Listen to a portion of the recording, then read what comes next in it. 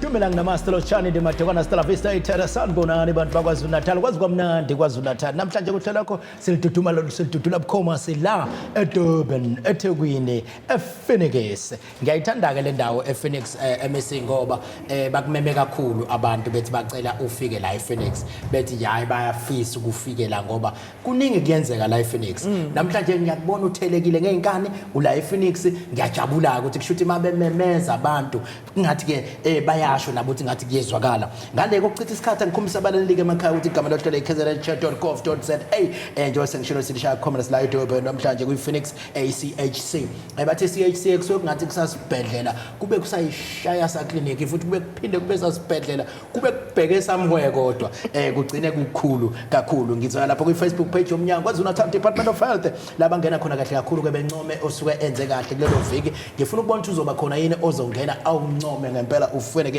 kodwa ke ngiqala lapha kuDlamini T elindelane uthi ke your service has improved greatly went there on Wednesday and ngafica kuhleleke ngalendlela zange ngilinde amahora amaningi and the team spirit was good nebambe njalo bafowethu nisibuyisela isidima sale profession manje ke uvele wathi isekuvukeni clinic uthi ke izinga balikhuphule kakhulu abantu abenza kahle kakhulu days iqulu uthi staff sase bubanana clinic ngaphansi kweNgwelezane hospital ngithi nje pick up guys nomphakathi ewabo umthembu sibonge siwumphakathi kusikhathalela ngalendlela esikhathele ngayo la ungakwazi ukungena kwi-Facebook page yoMnyango uncome ngempela osuke enza kahle lapha ya KwaZulu-Natal Department of Health kodwa ke phamba seliqala uhlelo ake ngisho ukuthi sihamba noNgqongqoshe wethu othi njalo ngeviki angibesabi ngizobaqonda ngqo anike ngisho inamba 0767047493 0767047493 okuyinamba okwathi ungene ngayo umbuze ngqo office noma ngabe yini ngabe iclinic ngabe imochwari noma yini nje okukhona okuthinta uMnyango uyakwazi umbuzo noNgqongqoshe awusibingelele siyabingelela Ntokozo sibingelele kubabukele emakhaya sibingelele nakubalaleli emakhaya nabo bonke abasilandela kuma social platforms ethu sithi tada yazi ke khona naba ivakashi lethu ehlukahlukene ezongena la ohlelweni kodwa simbingelele udadewethu esekhona nje abingelele sisazoxoxa naye masiqeda noNgqongqoshe ngiyabonga babaphisa ngibingelele uMC ngiyabingelela nakubalaleli nababukeli absolutely uhlelo oluzoba lude ngempela njengoba sengishilo sineyihambeli zethu engaphekwa 5 namhlanje ngaphethe ihloko eyiningana Ngqongqoshe ba ngiyathi uyathanda ukuthi abantu bebe nolwazi bayasho ke Ngqongqoshe kade silapha ku Friday nje bayasivimba bethe na hayi impela bayaluzwa uhlelo futhi lento esiyikhulumayo odokotela mabekhuluma sebeqala nabo ukuyiphila ithenye insizwa ikufisela nokuthi ubuye njengoba kade ekhuluma no president akubuye infisela ukuthi nibuye ngoba lelo uhlelo seliyenze yona iphila zonke lezi zinto ezikhuluma kulolu hlelo uyafinyelela kubo abantu ngalolu hlelo ngale kodwa ukuchitha isikhathi ake ngikhumbuze Ngqongqoshe uthema liqala leli viki emva kweweekend ebinkulu kakhulu esontweni lala usonta khona angifuni ke ukuhamba amasonto kodwa ke kwaba nesehlakalo Nkosi yami esingabanga mnandi nesingabanga sihle sakubona ke uya lapha eFriday mhlambe ake ngikunike ithuba lokushethi ubuye kwenzani lapha eFriday kwenzakaleni size sikubona ulapha eFilidi ngomsombuluko well asibingelele Ntokozo sibonge ababukeli nabalaleli iviki eliphelile asikange sibonana sizange sixoxe ngawo njalo umcimbi omkhulu ebesinawo uyabona nje njenge province yaKwaZulu-Natal siyafana nabantu akade behlabile kwafika umndeni wonke imbomkhulu wafika umndeni wonke wagcwala istadium kwaze kwane overflow yachithekele eBhishi angibuka ngisekhaya ku TV hayi cha ngasibona sigcwele nase Bhishi iTV viveza kahle lapha mangisekhaya ngilibona cha isonto likhulu lona lelisa konke nendawo overflow bethe abantu sine overflow angazi yini overflow ayikho so overflow yethi bifika eBhishi no asibonge Ntokozo kokuqala nje ngicabanga ukuthi kufuna sidlulise amazwi enduduzo emndenini yalaba abadlulile emhlabeni ama-comrades ethu aseMpumalanga ngempela after i-weekend ebinhle ebinkulu kangaka kwase kuba nenkinga yokuthi uma sebebuyele emuva emakhaya baginqika nemoto noma bahlangana nengozi yemoto base beyalimala endleleni nje sebefika eDumbe sebezosondela ngasempumalanga. Abantu ke abadlulile emhlabeni ba abantu abawu8. Siyafisa ukugcizelela lokho ngoba kuke kwaba khona kuqala iviki kwaba khona ukudideka ukuthi beku9 yini noma beku8. Abantu besifazane abawu7 nowesilisa oyedwa.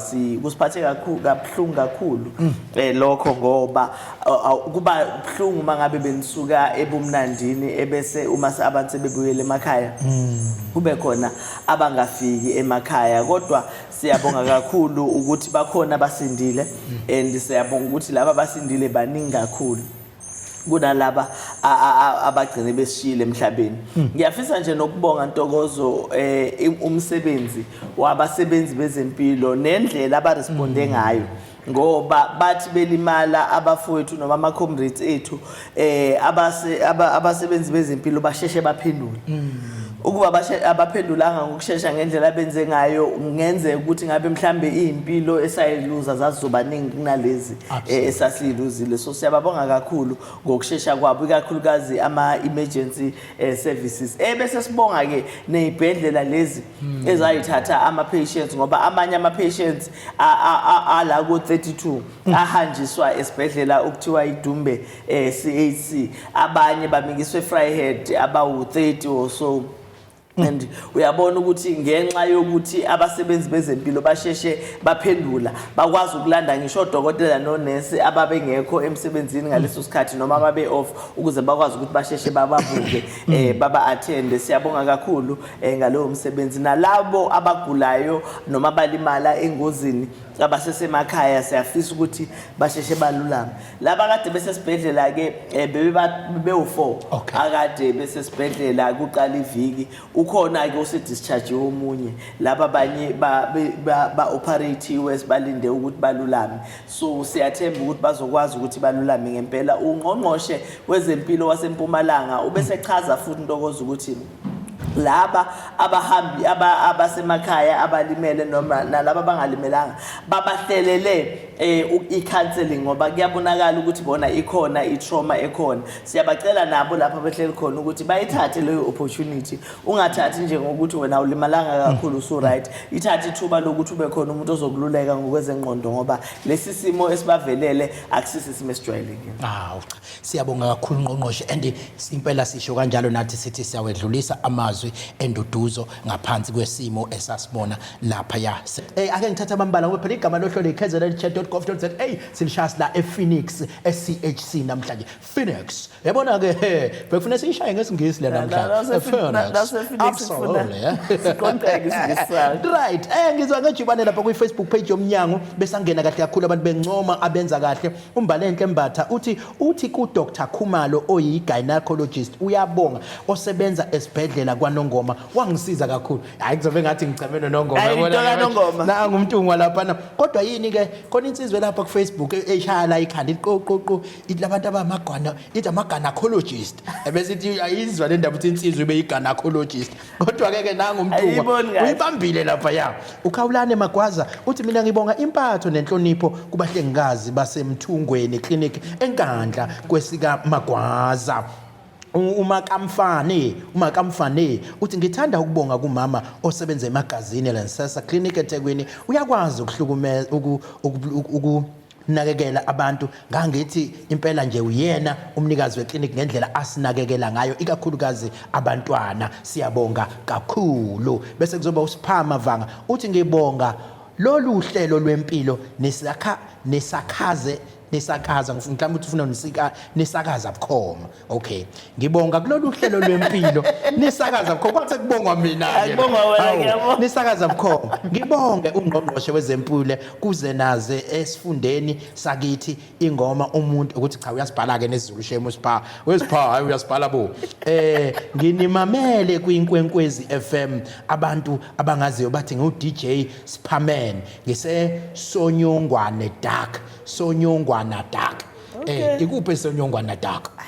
U DJ futhi lo muntu DJ ke Asibonge into kodwa yokubhala kuSipha. sibonga Ubhale ukuthi kahle lolu hlelo kakhulu, lolu yeah. siyabonga Sipha cha ngqongqoshe sibonile khona la kwezokuxhumana kukhulunywa indaba yophenyane engathi nalo uphenyane lufikile sibalandile kodokotela bazosichazela ngalo ngoba sibone ngathi sekuyi outbreak salanda nabavela kwi district nabavela kwi head office ukuthi besichaze ukuthi into esizoyisebenza kanjani kodwa kungathini nje ukuqwashisa abantu ngaphansi kwalo hlelo esazokhuluma udadewethu ngalo.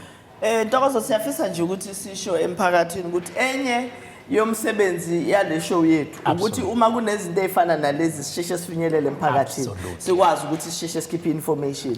Odokotela ke nabakhona abafowethu bazokwazi ukuthi bachaze ukuthi uphenyane uma luyi outbreak njengoba sibone abantu abaningana bekhuluma nabo luyi outbreak ngempela yini uma ngabe lukhona ubona ngani ukuthi selukhona luvikeleka kanjani luthitheka kanjani. So siyacela abantu bakithi ukuthi balithathe serious information le abazoyithola namhlanje ngoba iyona into ezosiza ukuthi sivikeleke empilweni zethu. Absolutely. Ngiyasuka ke manje la ngejubane ngibheke lapha ya eDurban kwi district le yaseThekwini kudadewethu Samke Mvelase ngubingelele ngithi sawubona bese usibingelelile. Yebo sengibingelele bamaphisa but ke ngisangasho ukuthi sanibonani. Absolutely. Bese usihlebele ukuthi wenzani la eDurban? Bangiphathise ukuthi ngibuke ama communicable diseases ngiwa coordinate ngimonithe. Okay. Yebo. Okay, uyosichazela ngelanga ngithini lama communicable diseases ngoba ngangitshela ukuthi izifo lezi enizithola manixoxa ngizwa phela lo communication masixoxa njalo kwangena isifo i-communicable yini communicable disease? Izifo ezithathelana ngokusheshsha njengo TB kanje umuntu mekhwehlela uma usimungu umungwana umarabi ngoba sibuye sikubuka ukuthi lezo zifo lezo uyithola nasezilwaneni. So bese uthola ukuthi ke sihlangana nazo nalesi esihleli ngaso namhlanje ukuthi khona ama virus andizayo nje bese sizithola sekukhona izifo eziqhumayo ezifana nabo uphenyane ezifana nabo uphenyane. Sizwile ke Nkosi yami kuthiwa kubonakele ngathi abantwana abaningi eThekwini noma abantu abaningane bagcina bepresenta ngophenyane mhlawumbe kusibeke nje sithombe kuyini lento ekuthiwa uphenyane ukhona udokotela usazongena julu ungajuli kakhulu usikhele phezulu yini lento ekuthiwa uphenyane? Hayi mhlawumbe umuntu angasho nje bamaphisa ukuthi uphenyane luyigama esazipha lona lesizulu emva kokuba kuvelile ukuthi abantu babonakala beza ema clinic ukuzo bebonisa amehlo a pink njengoba igama lesilungu lisho lithi pink eye kodwa kahle kahle kona kusuke bakubiza ngeconjunctivitis ngoba ulwelwe esilolo likhavihlo kanye neeyelid lona olusuke lunenkinga luthole le virus bese liyavuvukala bese libabovuka and siyazi ke nathi yonke into ethinta ihlo nje ihlo li sensitive kakhulu so kwenza ukuthi umuntu alokho eyithinta ehlweni bese libabovuke kanjalo ke lemthambo le ikhombisa ukuvuvukala. Awuyibophe kanjalo ngoba kunegugu la ukhabazela osehambile obekade la emoyeni uzobuya buyeke usinegugu ngoba mhlambe na ubanjwe uphenyane nje thina sikhethi ngisho akuthola ukubambile sithi ngena uyibuzele mhlambe ka usichazele ke ukuthi ke ikuphi la senilibone khona lugadla ngamandla lolu phenyane ngoba ngathi senilibiza nanokuthi outbreak njengamanje. Sesingasho ukuthi sesiyalibona ukuthi lungenile impela uphenyane kubukeni inamba esizitholayo okwenze ukuthi size siqambe njenge district ukuthi mhlawumbe nama facilities ethu bekungakuhle ukuthi njalo makushonilanga kusukela ngomsombuluko mhla 26 ke bese reportela ukuthi mhlawumbe babone inamba ezingakanani. So njengamanje nje sinama cases esiwabonila u808 ophenyane kodwa a distributed ngizothi ahlakazeke kuwona wonke ama facilities kodwa ama facilities amaningi a report inamba ezinkudlwanyana yiwo lawa ngase south eSouth ilenzansi yes mawushonale kumla sivele sisuke siyosakazela kwenye indawo la ngoba silapha ePhoenix nje bese sizongcono soyibeka ngaseBisho okungcono kodwa sichazeke iSouth ukuthi iziphi indawo so siubonile umlazi ama clinic amathathu eMlazi report inamba o60 bani no40 bani from those clinic, as well as umshiyeni gateway usirepotele now 90 something of cases.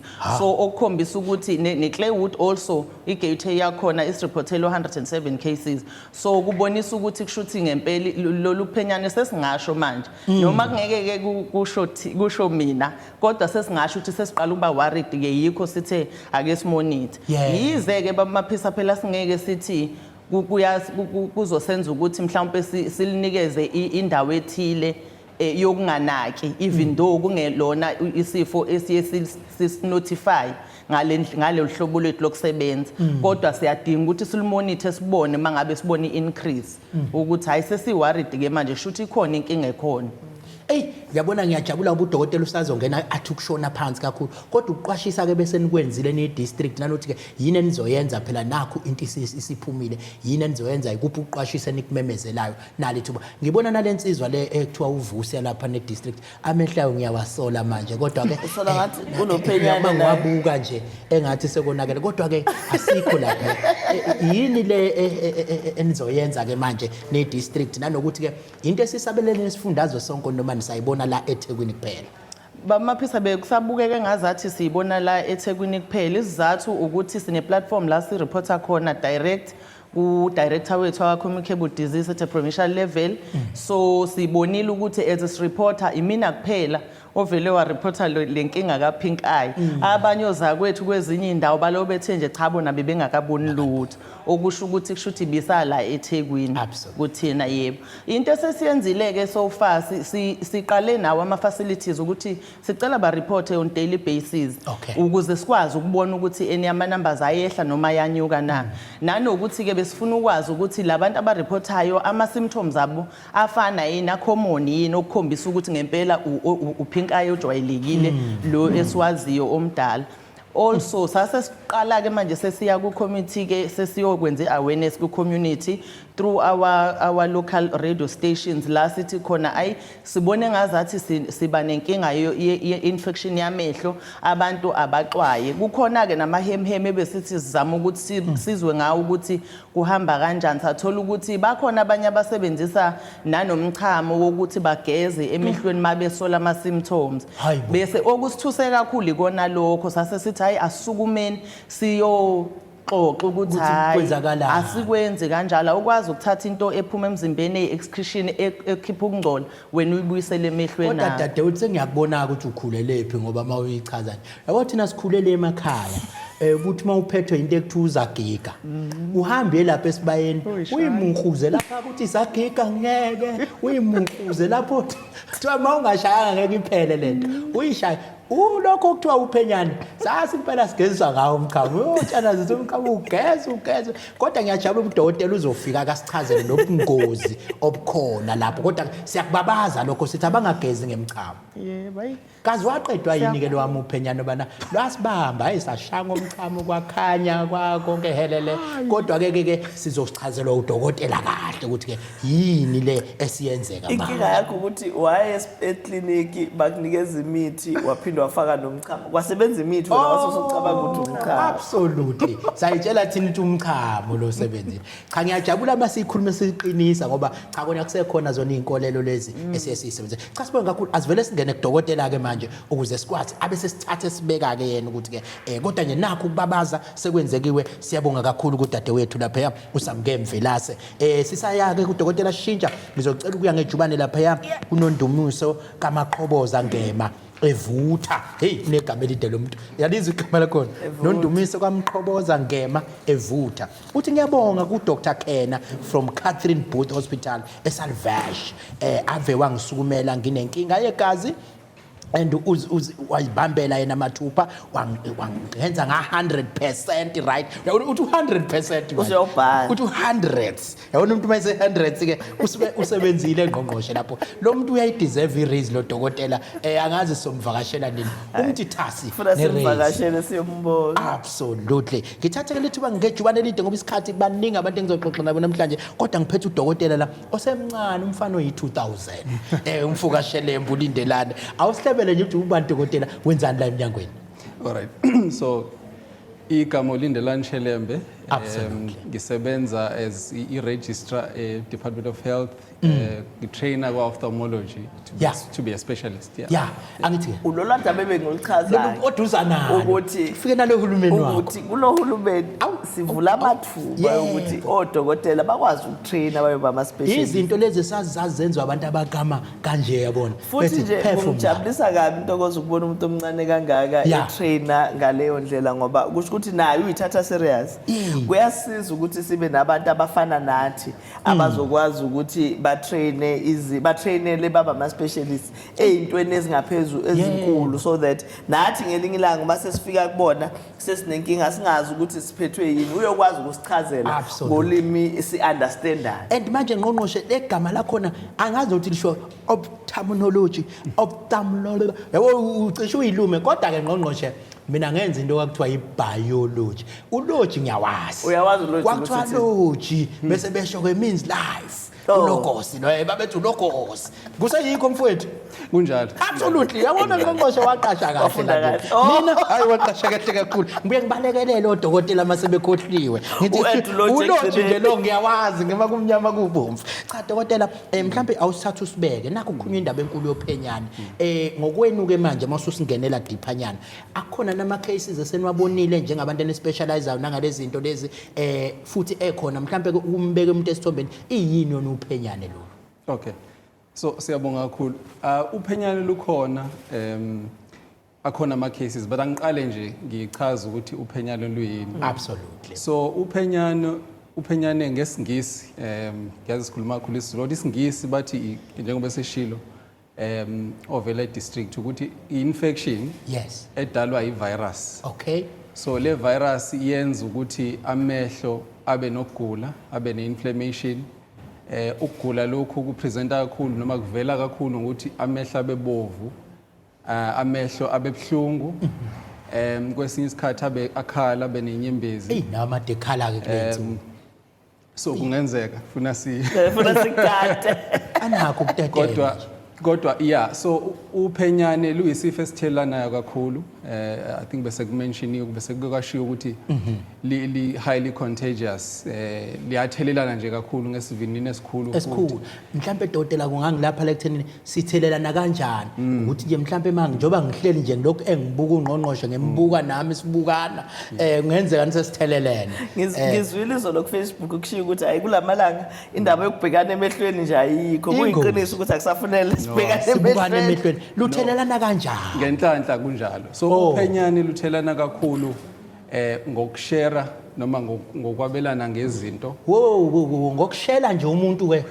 so sharing asithi nje ukusebenzisa for example sisibonela ukusebenzisa mhlambe ithawula lomuntu onalo uphenyane sharing no isike yavela ngathi ukuthi bangifake nento la endlebeni namhlanje anginizwa kahle manje mayakushelwana nje bese ngilimele ngoba phela nemicimbi esimenywe kuyo namhlanje bengiyofika ngithule le du ungabingeleli umuntu no sharing yes so ukushare nokuthi ke izandla into ekhulunywa kakhulu into ebalekile ukuthi uma ngabe unalo noma usola ukuthi unalo izandla zakho zihlezi zibe clean uma ngabe uthinte iso ugeza izandla before uthinte omunye umuntu or before uthinte ezinye izinto noma usekhaya before uthinte mhlamba ukudla uthinte ama plate yonke lezi zinto uwashe izandla ugeza izandla ngenhlanhla uCovid wasifundisa kakhulu lento yokuwashwa kwezandla nokuthinta izinto kodwa nakho ke mhlambe ke kushuthi cishe kube into ifamily efanayo ukuthi ke sigeza izandla lezi sinakekele in kwathinta kudadewethu la uthi kubabazwa lento ukuthi abantu abayeke ukusebenzisa umchamo ngifuna uqala ungilaphela ekuthenini ke ngempela kuyiqiniso nithi umchamo uyelapha ngoba babesigeza ngawo nathi isikhulu but ke mawukuthi akusiwo laphayo yini lapha uphenyana so angikuhlabe kakhulu okomchamo bamaphisa ngihlabe nje kakhulu ngoba kunesigameko nje ngisikhumbula kahle ngisasebenza emshini kuke kwaba nomuntu ofike egeze ngomchamo emehlweni wagcina engasaboni nje totally ngenxa ya infection noma ukugula okugcine sekuholela ukuthena amehlo avaleke so umchamo nje simelene kakhulu nawo sithi cha umchamo awungena ehlweni abantu abami ukuchama yebo absolutely So uphenyane ukulapha kuyi-infection siyayithi self-limiting infection. So uma ngabe ungayitreatile iyake ihambe ibe ngcono. Okay. Kodwa i-treatment esinika noma ulapho noma ukulashwa esikwenzayo senzela ukuthi abantu basheshe balulame. So sibanika into ekuthiwa siyibiza nge-supportive treatment. I-treatment ezobasiza ukuthi basheshe balulame. Okay. Kodwa uphenyane noma uliyeka nje luzihambela lona lingagcina seliphelele. Li-self-limiting within about 2 weeks funa beseliphelile. But kuyasiza ukuthi ulitreat ukuze lisheshe lilulame. Ngoba nje buthele lisemahlweni futhi kungenzeka lilimaze namehlo. Lilimaze namehlo, yes. Mhlawumbe usungilaphile ngoba usuyishilo ukuthi isikhathi esinganani bengifuna nokuthola ukuthi into ephatha isikhathi esingakanani. Bukhona yini ke ubungozi mawugcina ke uliyekele nje wangale lapha ekuthiwa nje nabo ubungozi ongabhekana nabo kwesinye isikhathi? So good question. So umbuzo omuhle lo. Bengingathi kungcono ukuthi welashwe ube ngcono kunokuthi uliyeke ngoba uthemba ukuthi lizoba ngcono. Ngoba kungenzeka ligcine lingabanga ngcono libe nama complications. Okay. Ama complications ke kuba nzima ukwa-treata kunokuthi utreate uphenyane nje lisawuphenyane. So bengathi kuhle abantu ukuthi bathole usizo, bathole unyango kusayeli. Ngiyazi washila ama signs and symptoms kodwa sengenzela nje olapha ekhaya uthi hawu naku sengibamba indaba utheke yini ke ngizobona ngayo cha yilona uphenyane ngoba ngisho ukuthi mina mehla kule insuku nakho nje kuyitetemela angazi nanakho ukuthi mangizwa mina mangifika endaweni noNgqongqoshe ekhalo ngivele ngiyikhalele ngoba sekukhulunywa ngalokugula sengizwa ngathi ngiyagula no covid kwakhulunywa ngawo ngathi sengizwa nami ngathi kungiphethe so ke kuba nakho yini bakuxoxa ngento ngizwe ngathi siyenze. But ke yini ngempela ama signs ochaaba futhi mawusuzu 1 no 2 no 3 kuyobe sekuyilo uphenyane phuthuma ke uye lana la. So amehlo nje meqala ebabovu. Okay. Aqala kakhulu ngokuthi abebovu. Uvusulalele. Okay. Aqala kakhulu ngokuthi abebovu. Uma seqala ebabhlungu. Absolutely. Evuvukala ufuna usolo ukuthi unophenyane. Noma eseqala siba nenyembezi. Sisakubona nakho ukuvuvuka. Yes, sondela izadokotela usanayo impela. So enye into uphenyane liyenzayo kuya kube khona abanye abantu baba ne discharge encane baba noketshezana oluphumayo ukuthi ngathi liyimbicana kube yimbici. So uma kwenzeka lokho futhi ufuna ngathi ungasola ukuthi mhlambe ngenzeka ukuthi uphenyane uye eclinic engaseduzana. Okay. Yes. Shuthi usizo kwesibe sesilithola kuphi eclinic. Eclinic. Yes. Okay. Mhlambe kodwa bombe angiede nje ukuthi okubaleke kakhulu kune clinic ukuthi uvikele nomndeni wakho. Okay. Angibeke nje emakhodi nje namhlanje sithole umndeni obunophenyane kusukela emntwaneni kuze kufike ubaba omdala. Yes. Wenze njani ke mayisekhona ngeCovid nasifundisa into ezinkulu isolation la umntwana imgquma khona ekamelweni lakhe nje nimvalele kuze kuyoshona ilanga la kwenziwa njani mayisekhona endlini senze njani ukuze sivikeleke singumndeni ngagcini sekutheleka wonke umndeni? Well akukho esikhathini esiningi emndenini akukho practical noma kwenzeki ukuthi uisolate.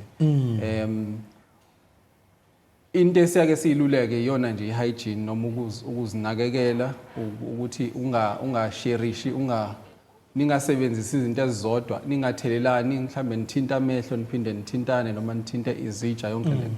So uku-isolate akuyona i-measure noma into esiyisebenzisayo ukuthatha uphenyane kodwa siyake siluleke siqiniseke kakhulu ukuthi lezi zinto lezi ama-general measures ukuthi kuwashwa izandla abantu behlezi be-safe babe hygienic yona into ehamba phambili. Bengithuke kakhulu ngizwe igama elithi outbreak ngoba uCovid kwathi uyi-outbreak kwashona inqwaba yabantu. Ukhona nomuntu ongashona ke ngale outbreak yophenyane ngaze ngithi nami kanti sekumele ngiphume ngicheke ngempela mangiphuma la ukhona noshonayo. Cha no uphenyane alibulali bamaphisi alibulali. Yikho kushuthi nathi sasize sigeze ngomchamo wasithatha ukuthi ayibulali lento kodwa umchamo uthe uyawuvala dokotela no umchamo ngicela ukubeka okunye bamaphisi. Kukhona ngazi ngayibiza ngani kodwa ke indlela abantu abenza ngayo ukuthi bafake nobisi emehlweni. So ubisi ke nalo mhlambe lalisebenza kudala. Mhlambe kwakudala izifo zazingeningi. Kodwa ke sesiya kufuna kugwemeka ukuthi abantu bafake ubisi emehlweni. Ngoba ziningi izifo ezikhona. Nawo ama virus lawo ayakwazi ukuthi aphume ebeleni obisini umama athelela umntwana noma athelela umuntu abanye ngisho abantu abadala bathatha ubisi lomuntu osancelisa bafake emehlweni. So lokho nakho kuvikela uphenyana. Yes. Futhi izinto lezi abantu ubisi lolu umchamo esisakwazi. Kukhona mhlawumbe okunye okukhumbulayo. Well, okwamanje lokho kuphela. Kuningi kwabantu abakufakayo, khona abantu abakuthengayo ezitolo, bakufaka emehlweni bethi belapha uphenyana. Lokho akukho tested, asikuhlolile thina sazi ukuthi kusebenza kanjani. So nizwele ke emakhaya specialist lesi futhi uphaseke mfowethu sesize sakusho kulolu hlelo ngqongqoshe wenza ngawe example njengo uDinthwalo wakwenza uDinthwalo wakwenza Dinthwalo Dinthwalo sigubha umthwalelo bakithi sesiyisho kabili nakho kokugcina ngingaze ngishawe le ngithunywe khona ngicela ukuphawula nje ukuthi abantu ke uma ngabe kakhulukazi omama beingane nabantu nje abadala uma ngabe esibhedlela bacela izibuko noma benzelwe izibuko benze sure ukuthi bayabuyela esibhedlela noma clinic bayozilanda izibuko. Isikhathi esiningi kuhlala inqwaba yezibuko MEC zingalandiwe and ukwenza izibuko akuyona into eshibhile. Buyabiza. So siyacela kakhulu umphakathi ukuthi ngikhokheshisile imali lama ngiyokwenza. Mase ngathiwa ngisayilandi ngisho ukuthi imali iyaqwamba. Awu bafowethu nizwele emakhaya nangu umfowethu udokotela uyispecialist ngiyayithanda leka specialist umfowethu Lindelani Shelembe uthi buyani phela nizolanda izibuko manisuke nikade nenzeke izibuko esibhedlela. Siyabonga kakhulu dokotela. No sesosiwaye ngejubane ngqongqoshe sigijime siyaphuma kweyophenyane manje sigijime selapha eNkosi Albert Luthuli nakhona silande khona dokotela ke uZandile Shezi naye kozositshela ukuthi ke yimiphi imilingo abayenzayo lapha eNkosi kade usasho ukuthi esinye seyibhedlela ezinkulu kakhulu lezo esigadla ngazo ngezwe kuthiwa ngqongqoshe ke asigcini ngokulapha abantu bomhlaba wonke jikelele silapha nabantu base-Afrika yonke jikelele abanye bafika ngamabhanoyi ngithi nami ngilapha ngithi uyalazi ke ibhanoyi udadewethu cha asingachithi isikhathi sakubona usitshela ukuthi ubani okabani wenzani la emnyangweni.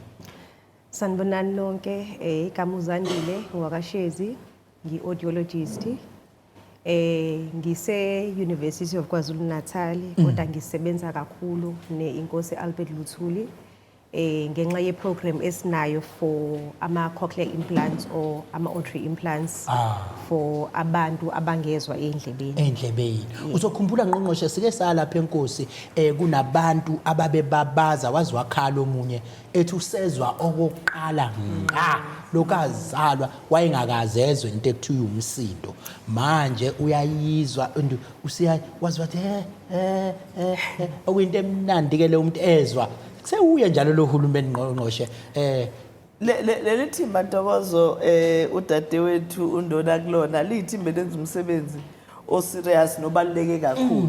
Uyabona nje njengobusho babe nabantu ababengezwa baqala babafaka ama implants ngaphakathi umuntu mezwa for the first time uyabona thina ikulezinto esiyithatha for granted thina esingekho impaired ukuzwa inyoni ikula ukuzwa umoya kodwa abantu bayibona ihlahla nyakaza bathe ngazi ukuthi kodwa leli thimba likwazi ukubuyisela lokho kuzwa ebantwini bakithi. Into engiyithanda kakhulu ngomsebenzi wabo abafocusile kuphela kulabo bantu abasebenzayo abane medical aid nabanemali bayaphuma baye endaweni zasemakhaya. Siyabonga kakhulu lo msebenzi ingakho ke futhi ku-ed ukuthi ukuba nabantu bakithi abafana nabo bayayazi inhlupheko esiphuma kuyona.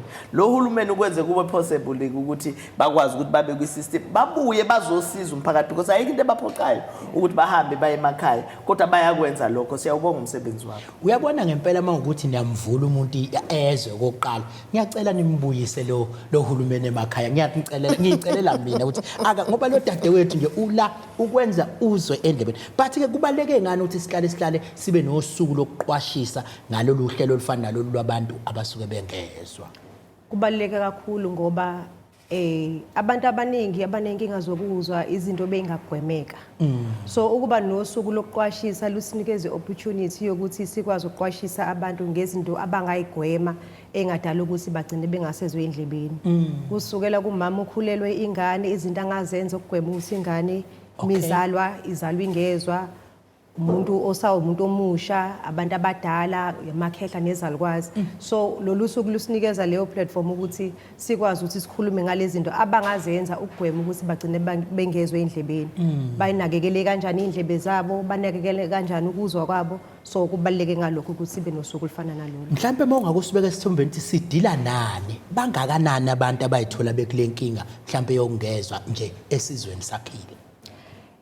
Angisho ukuthi ama estimates akhona asinayo i-prevalence KZN we South Africa. Okay. But sinama estimates akhona ukuthi kungenzeka kube abantu abakangaka. I-estimates esakhona ephume ngo-2021 kwi-World Hearing Report iveza ukuthi la eSouth Africa kunabantu abawu-12 million abanohlobo oluthile lokungezwa endlebeni zabo. Okay. Also i-hearing bafaki njalo labekuthiwa bayachwenza emakhaya ukuthi akakezwa lo sisho laba bangezwe emadlebeni. Laba bangezwe emadlebeni abahambile bayotestwa kwa-confirma ngempela ukuthi abeze endlebeni. So also into ebalekile ukuthi i-disability i-hearing is the third most common disability ekhona eSouth Africa. Okay. So leyo nto iyakhombisa ukuthi sibhekene nenkinga kangakanani when it comes to ukungezwa kwabantu eSouth Africa. So even nama-stats besikhuluma ngawo isakhona i-opportunity yokuthi sikwazi ukuthi sithole lento iy'namba ezoveza ngempela ukuthi bangakanani abantu eSouth Africa ngoba lokhu siyaqagela nje kungenzeka ukuthi bangaphezulu kwalokho kungenzeka ukuthi bangaphezulu kwale namba engiyishoyo. So izinto ezifana no research kanjena zibalekile ukuthi kwenziwe ucwaningo akhona ama-opportunities futhi okwenza lokho ukuthi sithole ngempela ukuthi iy'namba zabantu abangezwa la eSouth Africa bakangakanani. Nginomngani wami lapha eGermany ngoba ngake ngahlala lapha eGermany Nqongqoshe uyakhumbula ngahlala isikhathi eside eGermany. Phela mawusuku uvakashile dokotela kulamazwe angaphandle yabona nje sike siye la eNew York climate change khanjwa mhlawumbe 2 weeks mawusubuya kusuxoxa kubangani lemakhaya uyasho ukuthi 2 years ngihlele eNew York uyabona ke iviki liba unyaka akwazi ukuthi ungaya phesheya bese uvela ukwenza nje kube isikhathi esincane kodwa ke umfowethu lo kwaba nenkinga waye DJ ehlale edlala lomsindo ogqumzelayo la endlebeni kwagcina sekuthiwa indlebe yakhe ilimele ngenxa bungakanani ke ubungozi bezinto esiyifaka la endlebeni sithi yalalela isikhathi esiningi nje manje izingane seyilalela amafoni ngama-earphones kwashawacima ubungozi obakhiwa ilokho nanokuthi iziphi ezinye izinto engagcina zakha ukuthi umuntu agcine engezwa emadlebeni. Ubungozi bukhona especially kubantu abasha kakhulu ngoba ibona abajwayele ukuthi balalele umusic okhalela phezulu. Ukulalela umusic ngama-earphone there's nothing wrong with that but i-volume osukulalela ngayo iyona enenkinga. If wabuka futhi lama device munye usivolume yakutshela ukuthi usunyuse kakhulu kodwa still abantu uthola ukuthi umuntu ngaleso sikhathi ufuna ukuzwa kaphezulu kwalokho. So mukwenza lokho for isikhathi eside kugcine kudamage indlebe zakho ugcina ungasezwa futhi endlebeni. And into ebhlungu kakhulu ukuthi that type of hearing loss isuka permanent. So permanent akukho maphilisi ongawaphuza ayikho into ongayenza ukuthi ubuyisele ukuthi uqale phansi uzwe ngaphandle ukuthi usufakwe imishini efana njoma hearing aids noma cochlear implants kanjalo. So kubalekile ukuthi abantu ba-understand ukuthi yes ulaleleni music kodwa nikwazi ukuthi nilalele ngamazinga aphansi ukuze kungeke kube nenkinga yokuthi abantu bezwe. Abantu abaningi ke besides i-hearing loss ngenxa yomsindo kunabantu abazalwa bengezwa. Izingane eziningi ezifinyelela kuthina zifinyelela seno 2 years. Okay. Kuthina uthola ukuthi ingane ayizwa endlebeni. Ingane singayitesta newborn kahle ngokomthetho fanele ngabe ingane emizelwe iyascreenwa iyacheckwa ukuthi ngenzeka ibisethubeni lokuthi izwe noma ayizwa yini. Lokho kusinikeza ukuthi sikwazi ukuthi senze i-intervention early. Mesenze i-intervention early sinikeza labo bantwana ithuba lokuthi basheshe bafunde ukukhuluma bakwazi ukuthi babile kuma-mainstream schools base bayaqhubeka ngempilo. So esikhathini esiningi bafika kuthina beno 2 years so sekulate akukho okuningi esingakwenza ngokuthi sikwazi ukuthi sibabuyisele kutheni bakwazi ukuthi bakhulume bakwazi ukuthi bayefunda kulezo izikole. So abantwana abazalwa benjalo kwesinye isikhathi ukugula mhlawumbe umuntu umedla medication emenza ukuthi abe ne hearing loss umsindo nje bade sisikhulumile kwesinye isikhathi abantu abadala into enormal enatural eyenzakalayo vele umuntu ngokukhula kwakhe bese eyaphelela ukuzwa abantu abaningi kabazi ukuthi from the age of 45 awu ngathi siyafana ujwayeleke ukuthi abantu bacabanga ukuthi fanele ube no 60 yaphezulu from the age of 45 kodwa no 40 wawunini kangaka yazi yonke into nje odokotela ngathi bathi mabeqala nje bephase kuthi wobamba ufuthi yonke into iqala kufuthi from the age of 45 abantu abadala can have hearing loss esibiza ngokuthi presbycusis edala ukukhula komuntu so kubalekile ukuthi unyaka nonyaka umuntu ayi-check indlebe zakhe uyazizwa ukuthi usezwa kahle endlebeni zakho kulungile hamba kodwa uyo-check unyaka nonyaka umonithe ukuthi uzwa kahle yini endlebeni zakho mhlawumbe ke enye into engazi ukuthi emakhaya siyayithanda nami nje ngithiwe sengenza noma odokotela sebangikhuza kaningi leyo klinwa kwendlebe khona lezi zinto esizithengayo ke lezi ezinye eziyingodo ezinye zithamba thambile inovolo lapho fica abantu esenze acela nabitha elifakile ikoqozisa ubonda uhamba nayo indlebe ithini into ngokuklina indlebe siyiklina kanjani indlebe yiyo indlela yokuklina indlebe yokugqisha labo volo sikoqozisa lapha abanye baze beyifaka uvaselina phakathi endlebeni ithini into yokuklina kwendlebe ipeletu ama-hairpin umentshisi nawo ama-cotton bud akusiyo ama-earbud ama-cotton bud muyofunda iphepha lakhona kubhaliwe ukuthi ama-cotton bud akusizi izinto okufanele ngabe siyayifaka ey'ndlebeni zethu ngoba la usuke ufaka khona ne-distance with iwindi lendlebe i-eardrum yakho ifishane kakhulu kungenzeka ukuthi uyaphusha kanti usuyayilimaza ulimaza i-eardrum yakho ibe nembobo ngenzeka mhlawumbe une-wax ngaphakathi igonogono uphushe zona ulimaza indlebe ngokwenza njalo kodwa indlebe siyadinga ukuthi zibe clean uklina indlebe yakho ukuthatha i-face load uklina la around awudinga ukuthi kubize kube khona into phakathi mewukuthi sekukhona-ke mhlawumbe igonogono sezizabaningi ngaphakathi endlebeni khona amafutha angasetshenziswa ungasebenzisa nje amafutha a-clean olive oil amafutha nje a-clean angakasebenzi uwafudumeze nje kancane uwacontisele endlebeni uvale ngovolo kwenze for iy'nsuku ey'ntathu banika isikalo-ke sisize dadeba zizovele yithenga amaphayinti lezi zabo ziwaqhube phakathi endlebeni nizothola inqwaba abantu esebevaleke indlebe bawamemezele emsakazweni udokotela kuba ama-drops nje amathathu ama-drops nje amathathu ufake ucontisele phakathi la endlebeni hhayi la mafutha kade wenza ngawo amagwinya usuqede ngawo amagwinya aclean afudumale futhi angashisi bazoyishisa iy'ndlebe ufudumeza ubeke nje la esikhumbeni sakho mekuza ukuthi kufudumele suthi i-temperature right ukuthi ungakwazi uyifaka endlebeni yakho ebese-ke ngithi nje gambaqa bese ngitsheka kancane bese uvala ngovolo kwenze ebusuku uma usuyolala kwenze for iy'nsuku ey'ntathu bese uzoyiphumela udoti kodwa lokho sikurekhomenda mekuthi indlebe zakho seyivalekile ngenxa yokungcola okugcwele phakathi endlebeni kodwa futhi-ke kuyosiza ukuthi basondelele kudokotela angavele ayithathe athi hayi igonogono seziningi sengiyothenga amafutha and saseyabiza amafutha bakwethu ningamusi amafutha endlebeni akube ngudokotela sekuyalile cha dokotela ngenxa yesikhathi ngizokubamba la bengifuna ukusixoxele nangalolu hlelo kade lusho uNgqongqoshe la nisuke senifaka-ke lemshini ekhanda kodwa ngeminithi nje lilodwa awuthi kusinika lelo hlelo ayikho into esi-excite njenge-program yethu ebizwa ngokuthi KwaZulu-Natal Auditory Implant Program isungulwe ngo-2021 sesinama-patient awu-16 njengamanje abantwana abawu-4 kuba abantu abadala okumnandi ukuthi iyayibuyisa i-quality of life ama-patient ethu ama-patient abuyelile emsebenzini akade engasasebenzi sinonesi kade sibafakile ama-implant kade bengasasebenzi umsebenzi wabo sebebuyisiwe bayaqhubeka benza imisebenzi yabo sebenophezulu namba siney'ngane kuyimanje esifakile kuma-oral schools ukuthi ikwazi ukuthi zifunde ukukhuluma nje isisebenze kakhulu and usamningi umsebenzi usamningi kakhulu umsebenzi siyazi ukuthi seba nenkinga ye-TB la i-KZN kakhulu MDR kusanama-patient amaningi ngaphandle angakafinyeleli kuthina angasizakala kakhulu ngoba amaningi ama-patient esisiwabonile siyabona umehluko omkhulu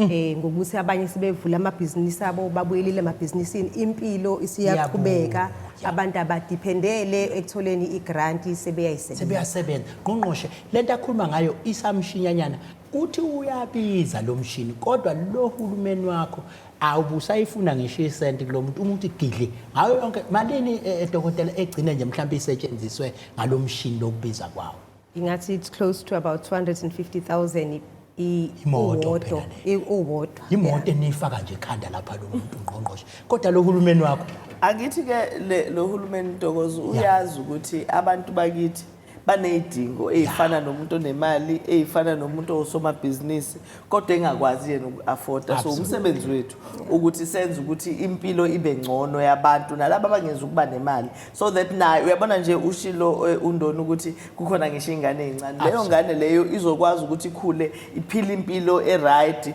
iphile quality life igcine naye udokotela ngelinye ilanga noma icontributor meaningfully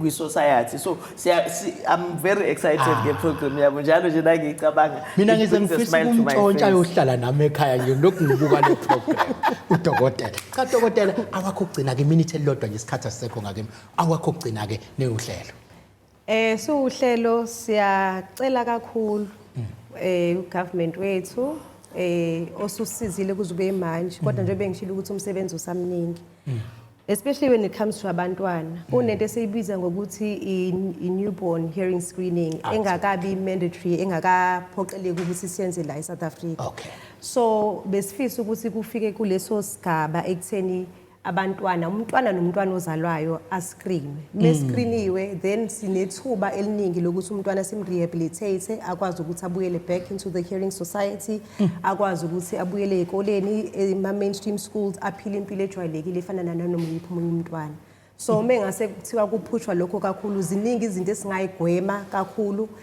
even ama cost when it comes to abantu masebephila ngama hearing aids or ama cochlear implants ne rehab emva kwalokho if sibathole elikuningi sangakwenza kodwa mesibathola lethi kusinikeza ithuba elincane lokuthi sisikwazi ukuthi sisilungise isimo absolutely ngiyazi ukuthi mawusunika ithuba lokukhuluma ngalishala lihlelo liqede lonke cha sazokunika ithuba uNgqongqoshe aphinda anivakashele njengoba kanivakashela phinde futhi ukubeke siyabonga kakhulu ngesikhathi sakho sizokugijima ke manje ngejubane siye lapha engikwelezane yabona ke ngilande inkunzi malanga ke manje dokotela insizwa la uNduduzo Ndimande ama 2000 onke la ngoshaya ngawo bafona abancane nje ba specialize bayafunda bayaqhubeka bayafunda naye kuNduduzo uyaqhubeka uyafunda kodwa uzositshela ke nakabanzi ukuthi ke ithini into yakhe wenzani lapha engolezana mfowethu isikhathi ngifuna sisiphuthume nawe ngithi yabona 4 minutes osalele ngifuna uyigoqe yonke lento ngalo 4 minutes awushethe ubani okabani wenzani lapha engolezana alright ngiyabonga kakhulu ithuba ukuzokhuluma la igama lami uNduduzo Ndimande ngivela lapha kwaMhlaba yalingana kodwa ngokusebenza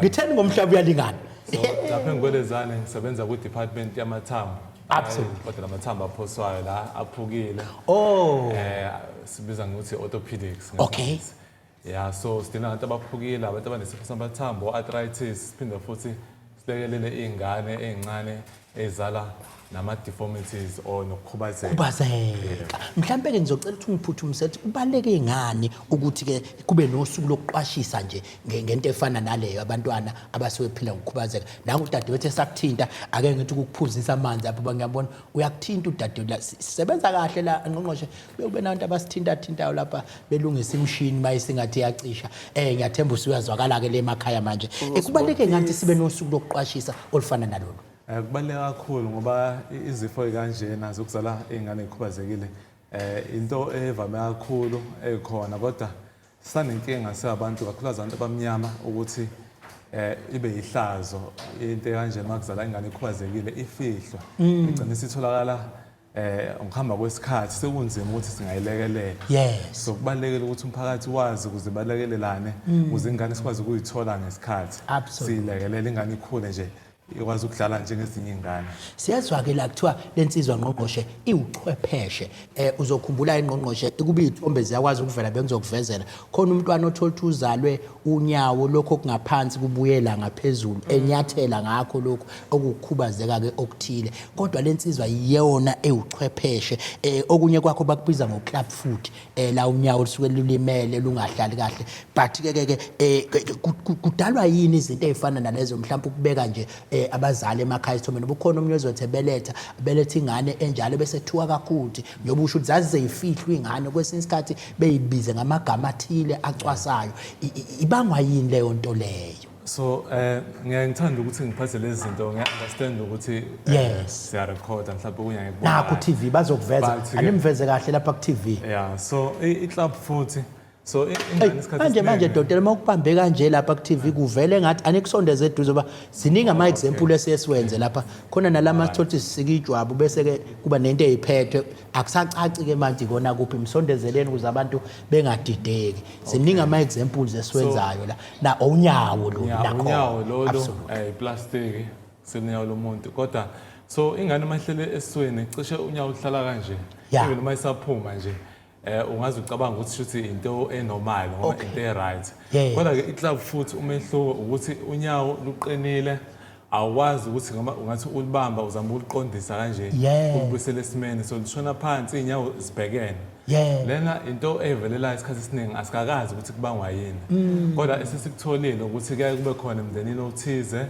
kuya futhi kuhambisana nezifo ezithize kodwa siyathi uma umntwana ezala lapha simhlole simscreen lapho esikucosha khona ukuthi umntwana une-club foot into engithanda kakhulu ngalesi sifo siyipassion yami kakhulu ukuthi 100% curable. Oh yes. So 95% bengisalapho ke nami siyelapheka. Yes, siyelapheka. Okay. So 95% abantwana abazalana nalesi sifo siyakwazi ukubalapha bengayanga ngisho e-theater.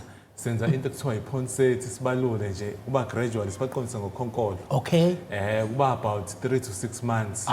Yeah, and then by the time befika ko 1 year sekumele umntwana ehambe unyawo useliqondile esekhona ukuhamba. Uyazi iyangijabulisa ke le kukhona ke abanye dokotela abaphuma ke benegwegwe sakhula ke thina sasifunda ema boarding school mawunegwegwe wawuthandwa lo wawungaconsi phansi wawuthola ngisho intombi ungayishelile but ke likhona ingane vele iphuma inegwegwe lele lixakile nakho ke into ke nayo enibukayo ngaphansi kwalezi inhlelo inabo nayo ubungozi. Yebo leyo ke kuthiwa i-Blount's disease. Okay. So uma umntwana ezalwa uzale negwegwe. Ethi mayikhula ifike ku2 years imlenze iqonde and then bese iphinde futhi itsheke ibe nokhismadolo. Yeah, so it's a normal process ngoba into ekumele iyenzeke as umuntu ekhula. But kuyaye kwenzeke ke igwegwe ngezathu ezithize mhlawumbe umntwana overweight kwesinye isikhathi nje yilento esithi ama-genetics ufuzo mhlawumbe masikhuluma ngesizulu bese leyo process ingahambi kahle. Yeah, so usually ngesikhathi esiningi uma sikubona mhlawumbe umntwana esana 3 sibona ukuthi no igwegwe kufanele buseyiqondile manje akhona ama-operation esikwazi ukwenza. Lokho ke isikhathi esiningi asikwazi ukuqondisa ngokhonkolo kumele siye-theatre into enhle ngalokho nakho uma sikubambe kusa-early siyakwazi ukuthi umntwana ebe ne-operation eyodwa nje kuphela awubakithi kodwa ke uma umntwana ngisho sekulate ke siyakwazi ukuthi simlekelele kodwa lokho kusuke kuzoba indlela ende mhlawumbe ama-operation angaze abe mathathu ngoba kumele siwenze umntwana ekhula igwegwe lifuna ukubele more so kumele siphinde silokhu siqondisa. Khona ke leminye imisakazi sidlala ngisho ingoma ekuthiwa upete angazi ithi upete bese ithi upete angazi iyakhuluma nje upete lolu upete lona ke lungena kanjani kulolu daba esikhulu namhlanje. Alright, upete ke luza lapha ekugcineni. Absolutely. Njoba bengingasho ekuqaleni ukuthi umntwana uzala negwegwe ziqonde bese kuba upete. So nakhona futhi uma ukuthi khona into ephazamisekile kwi-process lapho ke umntwana siyamlinda ezebe na 7 then if usenopete lelo oluxakile then ila senza khona i-intervention or mhlawumbe simhlinze kodwa isikhathi esiningi nje upete into ejwayelekile umntwana nje until eshaye iminyaka ewu7 siyam-observa nje simlandelele nakho kuyenzeka kwesinye isikhathi mhlawumbe uthola umntwana unopete kodwa emlenzeni owodwa mhlawumbe waphuka kabi kwangabonakala lokho siyasheshe sikusukumele sikwenze operation. Hey impela ke bayidlala lengoma la emsakazweni ngiyawuthanda futhi lo msakazo noNgqongqoshe ithi upete akazi besiqhubeka ke ithi upete manje ngibona usibuka kakhulu nakhulunywa ngopete ngathi khona omqondayo cha angifuni bakubuye kube ngathi usuyacwasa khona la emsebenzini usungazi umuntu ahole kakhulu ngawe ethi washo isici sami cha ngeke ngiye lapho manje siyesizwe ukuthi abantwana laba abasuke bezalwe nakho ke mhlawumbe ukukhubazeka okuhlukahlukene abanye bathi amabhadi abanye yipi imessage enenini ke umzali oyithole banomntwana ufana nalo ukuthi angalahli ithemba futhi amthathe njengomntwana njengabonke abantwana yeah so iyona nje into esizama ukugcizelela kakhulu uma umama efika nengane eclinic so bavama ukufika nomama kuphela nogogo siyayicela nje mhlawumbe ukuthi maku possible beze bobabili abazali absolutely ukuthi sizochaza akusiyo i-fault or iphutha lika mama futhi akusile lika baba so isikhathi esiningi nje ama genes kwesinye isikhathi futhi nathi asikakazi ukuthi kubangwa yini into evelelayo nje so kubalekile ukuthi uma efika awelethwa umntwana esibhedlela ube khona wonke umndeni ukuze kungabi bikho ukukhombana ekhaya absolutely yeah hayi ke Ngqongqoshe isikhathi asisekho ngakuthina sicela nje sigoqele uhlelo no asibonge kakhulu Ntokozo sibonge kodokotela bethu bonke abakhona nabasinikeza information ngiyacabanga kodwa ukuthi le ndaba esiqedla ngayo manje iyalidinga isikhashana siphinde sibuye so ngingamcelela nje udokotela kwena ukuthi uphinde umnikeze ithuba so that sikwazi ukuthi before ama elections noma after ama elections sikhona nje Ntokozo before ama elections na after ama elections alokho khona nje so besilokhu sikhona nje so lotla sendawo hey kodwa ngicabanga ukuthi information iyadingeka yabona nje ziningi nezinye izinto akade eziphethe angatholanga ithuba lokuthi ayixoxe so ngiyafisa ukuthi aphinde abuye so that we have isikhashana sokuxoxa lolu daba ngoba ezinye izinto sizithatha kancane yabona uma ngabe ubona izingane zethu okay ngifuna ukubuya kulokho abantu abamnyama ezinye izinto bezingalungiseka ingane incane siyayisithathe ngokuthi kunormal kodwa abanye bezinye izizwe bayazi bona ukuthi ingane kufuna ishesha imikise emtholampilo noma kudokotela ukuze kuyolungiswa lokho nalokho yana so kubalekile ukuthi siyilethe le information so that abantu ba-understand ukuthi basuke bengahluphi umuntu abantu ba-understand ukuthi ilungelo labo lokuthi uhulumeni wabo ubasize uma sikhona isidingo sokuthi kuye ku-operation odokotela bakhona bazokwazi ukuthi bakwenze lokho uma ngabe kudingeka ifizwe bayakwazi ukuthi baguide nalapho kodwa kubalekile ukuthi sondele eMnyangweni wezeMpilo so that ukwazi ukuthola i-information correct sigcina ke kulolu lwephenyane nompink eye absolutely siyacela ukuthi abantu kakhulukazi njengoba sekubonakala ukuthi engathi eThekwini bakhona noma ikhona i-virus lezi esikhuluma ngalo abangahlala ekhaya abantu umuntu ebona nje ngathi kukhona inkinga ekhona kasondele eMnyangweni wezeMpilo so that azothola i-treatment ngesikhathi se-COVID dokotela sase sinama habits amahle kabi okugeza izandla sanitize enye yezinto okufuna sizijwayele njengoba kade esho nje udokotela ukuthi asiphile impilo ehealthy naka sibuye ke sikujwayele ukugeza kezandla kodwa kulapho ekubonakala khona ukuthi iproblem isikhona njengaseThekwini ngepink eye abantu abasondele ngempela eMnyangweni wezeMpilo kulolu hlelo ngasivalelise sihamba siyocheck upink eye ukuthi awukaqalini bese sithi kulungele ke bye